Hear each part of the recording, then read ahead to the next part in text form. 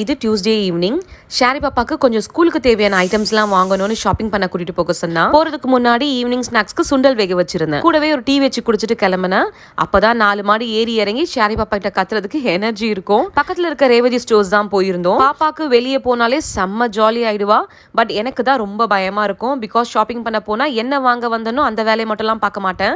ஏதோ எக்ஸிபிஷன் போன மாதிரி எல்லா செக்ஷனையும் போய் சுத்தி பார்த்துட்டு இருப்பேன். அது என்னமோ கடைக்குள்ள போனதுமே பாக்குற எல்லாமே வீட்டுக்கு தேவைப்படுற மாதிரியே இருக்கும். அந்தந்த செக்ஷன்ல ஏதோ 1-2 எடுத்தா கூட ஃபைனலா பில்லு மட்டும் பெருசா வந்துடும். அது எப்படின்னு தான் தெரியல. அதுவும் எனக்கு பாத்தீங்கன்னா இந்த ஹோம் டெக்கர்ஸ், கிச்சன் ஆர்கனைசிங் அந்த செக்ஷன்லாம் போனா எல்லாமே வாங்கணும் போலவே தோணும். பட் மைண்ட் வாய்ஸ் வந்து வேணாரினா வீட்டுக்கு போனதும் நீ ரொம்ப வருத்தப்படுவேன்னு சொல்லிச்சு.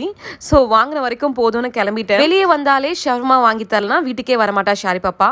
ஸோ ஷவர்மா சாப்பிட்டுட்டு போற வழியில வாட்டர் மேலனை பார்த்ததும் அதை வாங்காம போக மனசே இல்லை. சரிவா உன்னையே நாங்க டின்னரா வச்சுக்கிறோம்னு சொல்லி வாங்கிட்டு வீட்டுக்கு வந்து சேர்ந்தோம்.